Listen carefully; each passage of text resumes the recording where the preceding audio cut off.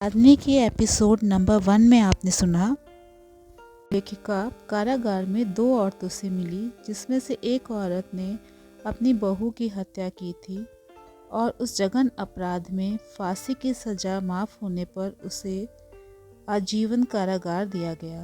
और दूसरी सांवली सी लड़की जो कि निरपराधनी थी, किंतु अपने भाइयों की कुटिल साजिश के चक्रव्यूह में फंसकर भाग्य का लिखा भोग रही थी।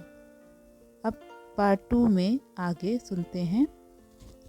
उसकी सुगर सिलाई ने उसे पूरे कारागार की ड्रेस मेकर बना दिया था। क्रोशिया की लैस में वे ऐसे ऐसे गुलाब गूंथ कर रख देती थी कि मन करता था उठाकर सूंघ लो। उस पर कपड़ों की सिलाई में तो वे सचमुच ही सुई तोड़कर रख देती थी।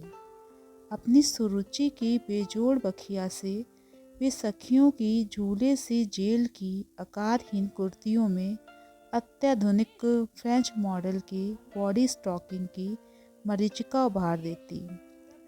सजा मिलते ही प्रत्येक वंदनी के आभूषण उतरवा लिए जाते हैं और एक सी सादी धोती कुर्ती में किसी प्रकार की भी साज सज्जा की गुंजाइश नहीं रहती।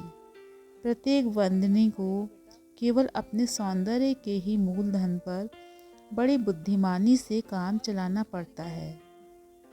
इधर उधर दृष्टि घुमाने पर भी मुझे कहीं एक दर्पण नहीं दिखा तो मन भर आया। ये तो किसी नारी के लिए प्राण दंड से भी कठोर सजा थी। किंतु दर्पण के अभाव में भी उनके चेहरों पर प्रतिबिंब देखकर सवारी गई लुनाई के स्पष्ट हस्ताक्षर थे। सलीके से निकाली गई मांग, काली बिंदी जो संभवतः जली लुकाठी के औदार्य से जुटाकर अनेक ललाटों की शोभा बढ़ा रही थी, और आँखों की कर्णचुंबी बनाने की सुचेष्टा भी टेढ़ी मेढ़ी होकर कहीं नहीं फैल पाई थी। ये सज्जा भला बिना दर्पण के कैसे संभव हुई होगी। मैं ये सोच ही रही थी कि रहस्य स्वयं स्पष्ट हो गया।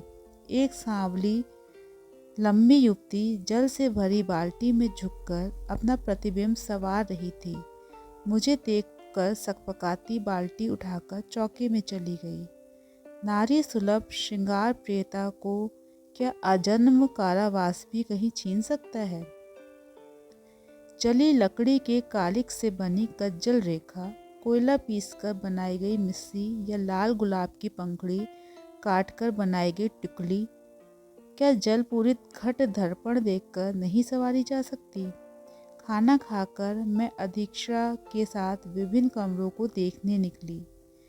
दिन दहाड़े भी कैसी मध्यरात्रि की सी भयावह निस्तब्धता थी। मोटी मोटी लोहे की छड़ों से घिरी चौड़ी खिड़कियां और दृष्टि की पहुंच से बहुत दूर छिटक गया आकाश, जिसे देखने चार दीवारी से चढ़ती आंखें स्वयं ही थक परास्त हो फिर नीचे पसर जाती थीं। विशाल कमरे की डॉर्मेट्री में दूर तक बिछी पत्थर की कब्र सी शिलाएं, उन पर काले खुरदुरे कबलों में लिपटा प्रत्येक वंदनी का बिस्तर बड़े सलीके से रखा गया था। मैं सोचने लगी, दीवारों पर लिखी गई रघुपति राघव राजा राम पतित पावन सीताराम की ये पंक्तियाँ क्या रात्रि की उस निस्तब्धता में इन अभागनियों को शांति दे पाती होंगी। जब उन शिलाओं पर अभिशप्त मस्तक धरते ही उनके जघन अपराध, डरावने दुस्वप्न, बंद तशाक नाग की सी घातक कुठली मार उनकी छातियों पर बैठ इनका गला घोट देते होंगे। और फिर उनके अपराध भी क्या साधारण थे। प्रेमी के लिए काटा गया पति का मूल, जिंदा जला दी गई पुत्रवधू, डकैती में की गई कुपुरुषोचित नृशंस लूटपाट, अबोध बालिकाओं को फुसलाकर हाट बाजार में बेचने का दुस्साहस, भ्रूण हत्या, और फिर एक ऐसा अमानवीय अपराध जिसे सुन मेरे रोंगटे खड़े हो गए थे। दो सगी देवरानी जेठानी कुछ ही समय पूर्व तक एक साथ इसी कारागार में आजन्म कारावास की सजा भुगत रही थीं। किंतु दोनों की नित्य की कलह कभी भी गंभीर रूप ले सकती थी। इसी से एक को नैनी जेल में भेजे जाने का अनुरोध किया गया था। यदि ऐसा न किया जाता तो ये संभव था कि अवसर पाते ही उनमें से कोई भी एक बार फिर हत्या में सने अपने हाथ का चमत्कार दिखा सकती थी। अब जेठानी का स्थानांतरण कर दिया गया था।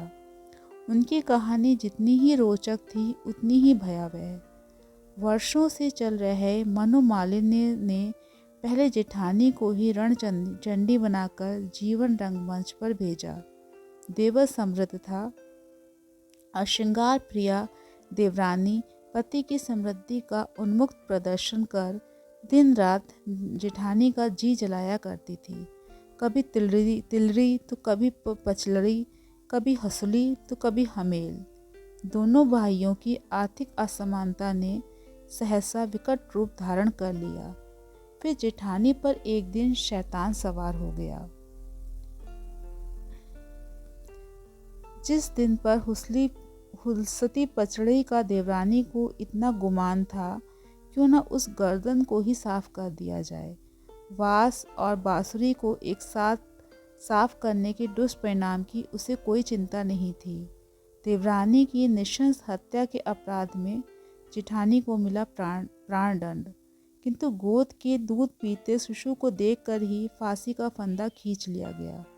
अबोध शिशु पुत्र भी मां के साथ आजन्म कारावास भुगतने लगा। जेल के नियमानुसार 6 वर्ष की आयु तक उसे भी अपनी मां के साथ कारागार के आतिथ्य का भागी बनना पड़ा। इस बीच विधुर देवर ने अपनी साली से विवाह कर लिया था। इधर उसका पुत्र भी 6 वर्ष का होते ही घर भेज दिया गया था। बड़ी बहन की हत्यारणी जेठानी के अपराध को बड़े सरल और दार से भुलाकर उसकी नई चाची उसे बड़े लाड़ दुलार से पाल रही थी कि सहसा अग्निगर्मा जेठानी पैरोल पर छूटकर फिर घर पहुंच गई।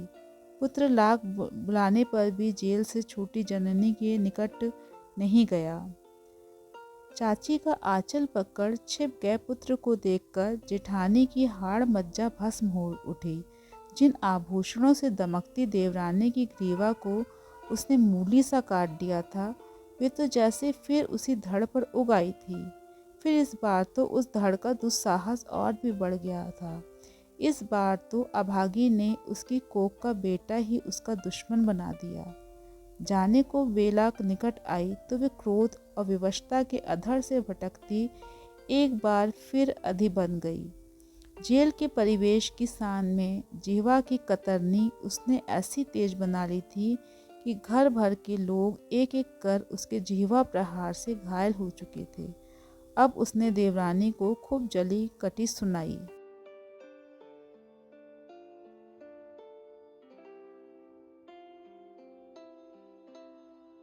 जैसे तेरी बहन को साफ किया, ऐसे ही एक दिन आकर तुझे भी साफ कर जाऊंगी, समझी? खबरदार जो मेरे नानकू को फुसलाया। मैं क्या नहीं समझती कि तू उसे दूध जलेबी खिला खिला कर क्यों फुसला रही है?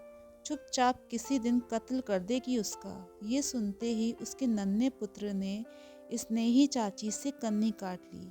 चाची का क्रोध उतरा नन्हे भतीजे पर। जेठानी वापस जेल पहुंची भी नहीं कि बेटे का कत्ल हो गया। तो दोस्तों, इस प्रकार अपराधिनी का भाग 1 समाप्त होता है। मैं जल्द ही आपके समक्ष भाग 2 लेकर के आऊँगी। नमस्कार।